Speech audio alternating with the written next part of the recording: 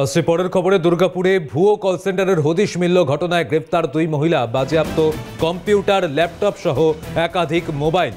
চাঞ্চল্য দুর্গাপুরের Benachiti কমলপুরে gift card দেওয়ার নাম করে চলত সাইবার প্রতারণা। ঘটনার তদন্তে পুলিশের সাইবার বিভাগ। চাঞ্চল্য ছড়িয়েছে দুর্গাপুরের বেনাচিতিতে, সেখানে গিফট কার্ড দেওয়ার নাম করে চলত সাইবার প্রতারণা, এমনটাই অভিযোগ। ঘটনার তদন্তে পুলিশের সাইবার বিভাগ। দুর্গাপুরে ভুয়ো কল সেন্টারের হদিশ, ঘটনায় গ্রেফতার দুই মহিলা এবং একাধিক কম্পিউটার, ল্যাপটপ সহ মোবাইল বাজেয়াপ্ত হয়েছে বলেও জানা যাচ্ছে।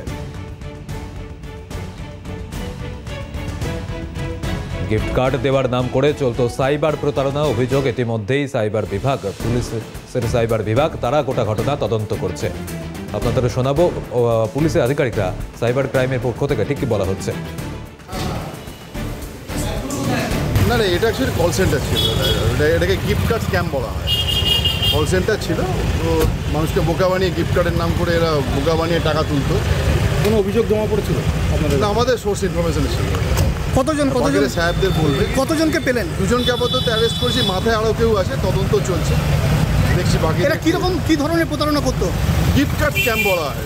মানুষকে ফোন করে বলতো যে আপনার গিফট কার্ড আছে, গিফট আছে, দিয়ে তার কাছ থেকে ভুলিয়ে বালিয়ে প্রশাসন ফিজের নাম করে টাকা নিয়ে নিত।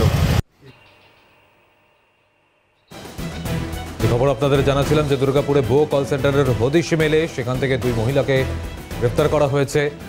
পাশাপাশি একাধিক কম্পিউটার, ল্যাপটপ ও মোবাইল ফোন বাজেয়াপ্ত হয়েছে।